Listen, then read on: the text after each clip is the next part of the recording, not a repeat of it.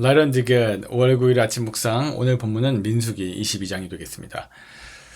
본문에 가나안 땅으로 향하고 있는 이스라엘의 동선을 보면요, 모압 땅을 통과해야만 했습니다. 이 소식을 들은 모압 왕 발락은 기세등등한 이스라엘이 자기네 땅을 지나가면서 전쟁을 일으킬까봐 두려움에 빠져 있습니다.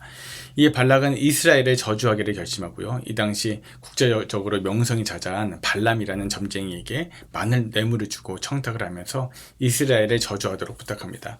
하지만 이때 하나님께서 친히 발람에게 나타나셔서 이스라엘을 저주하지 말라라고 말씀하시죠.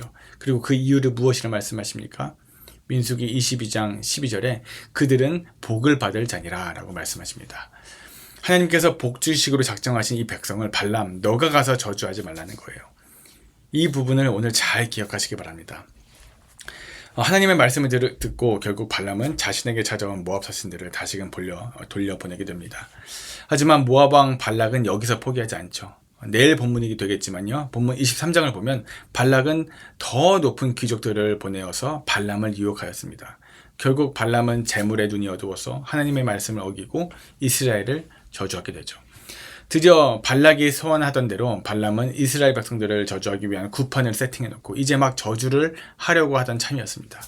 그런데 그때 하나님께서 발람에게 나타나셔서 그의 저주를 막으시고 대신 모압 왕에게 해줄 말을 발람의 입에 넣어주셨습니다. 그것은 바로 이스라엘에 대한 축복의 예언이었습니다. 이스라엘 백성을 저주하기를 바랬던 모압 왕 발락의 기도와는 다르게 복수가 발람은 이스라엘을 축복하는 예언을 하기 시작하였습니다. 민수기 23장 9절을 보면 이렇게 축복합니다. 내가 바위 위에서 그들을 보며 작은 산에서 그들을 바라보니 이 백성은 홀로 처할 것이라 그를 열방 중에 하나로 여기지 않으리로다.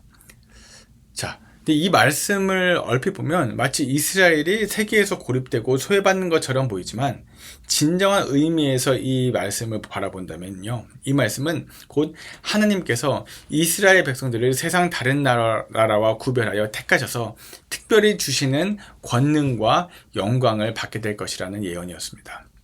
그런데 여러분, 발람을 통해서 하신 하나님의 이 축복의 약속이 현재 이스라엘이 처한 상황을 바라보았을 때 전혀 현실성 없게 보이지 않습니까? 이들은 430년간 애굽에서 종살이한 후 얼마 전에 출애굽하였는데요, 지금은 광야를 떠돌고 있는 난민이 되었습니다. 지금의 모습으로는 전혀 상상할 수도 없는, 전혀 현실성이 없는 약속이었습니다. 하지만 이 약속은 지금으로부터 5년 후에 성취가 되었습니다. 이스라엘이 마침내 약속의 땅 가나안 땅에 입성하게 되고 그 후 다윗과 솔로몬의 때에 세계를 호령하는 강대국이 되었죠. 물론 하나님께서 가장 싫어하시는 우상 숭배로 인해서 다른 주변국들에 의해서 역사 속으로 사라져버린 적도 있었으나 이 당시 황금기의 역사를 자랑하는 성경에 등장하는 많은 강대국들이 지금은 이름조차 기억조차 남지 않고 사라졌음에도 불구하고 이스라엘이라는 국가는 지금까지도 꺼지지 않는 불과 같이 끝까지 그 명맥을 유지하고 있지 않습니까? 그 이유가 무엇입니까? 22장 12절 하나님께서 이스라엘 백성들을 향해서 복을 받을 자니라 라고 약속하셨기 때문이라는 거예요. 복을 받을 자라 라고 지명하신 그 이스라엘에게 약속하신 하나님의 그 구체적인 약속이 무엇이었습니까? 23장 21절에서 23절에 이렇게 기록이 되어 있습니다. 첫째, 야곱의 허물을 용서하신다. 둘째, 하나님이 함께 하신다. 셋째, 하나님이 인도하사 힘있게 하신다. 넷째, 그 어떤 수단과 방법으로도 야곱을 해할 수 없다라고 약속하셨습니다. 이것이 바로 복을 받을 자니라 라고 지명하신 이스라엘에게 하신 하나님의 구체적인 약속이었습니다. 이 하나님의 약속은요, 불변하시는 약속입니다. 여기서 우리는 아주 중요한 사실을 발견하게 되죠. 하나님께서 이스라엘에게 약속하신 이 모든 축복은 이제 예수 그리스도를 통해서 영적 이스라엘 백성이 되는 우리 모든 그리스도인들에게 동일하게 적용된다는 것입니다. 자신의 죄를 시인하고 예수 그리스도를 나의 구주로 믿고 예수께서 걸어가신 길을 걷기로 작정한 주의 백성에게는 언제나 하나님께서 함께 하시며 하나님께서 친히 그의 삶을 인도하사 들소처럼 강하게 하시고 어떤 저주도 어떤 해함도 당치 않게 하십니다. 이처럼 주의 백성에게 복 주시는 것이 하나님의 계획이기에 주님의 뜻은 반드시 이루어진다는 것이죠. 이 세상에는 하나님의 백성들을 무너뜨리려는 악한 세력들이 참으로 많습니다.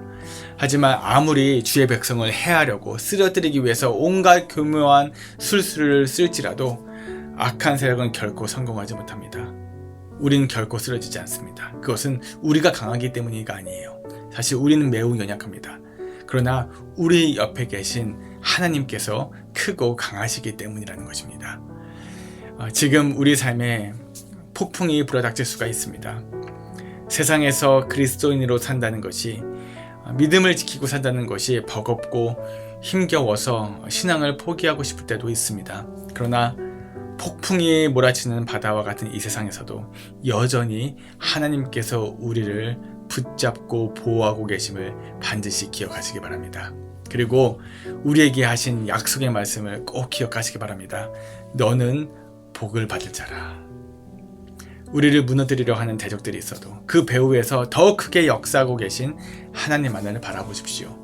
하나님께서 반드시 주를 의지하고 신뢰하는 자들에게 복 주시고 그들의 삶을 복된 길로 인도해 가실 줄 믿습니다.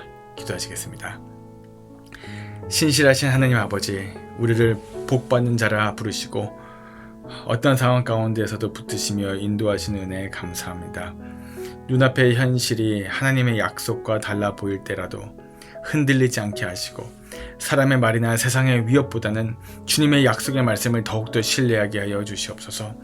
우리를 해하려는 어떤 어둠의 세력도 하나님의 뜻을 막을 수 없음을 믿습니다. 오늘도 우리와 함께 하시는 우리의 길을 선하게 인도하실 주님만을 바라보게 하여 주시옵소서. 감사드리며 예수 그리스도 이름으로 기도합나이다. 아멘. 은혜로 따뜻하게, 진리로 시원하게 오늘 하루도 승리하시길 바랍니다.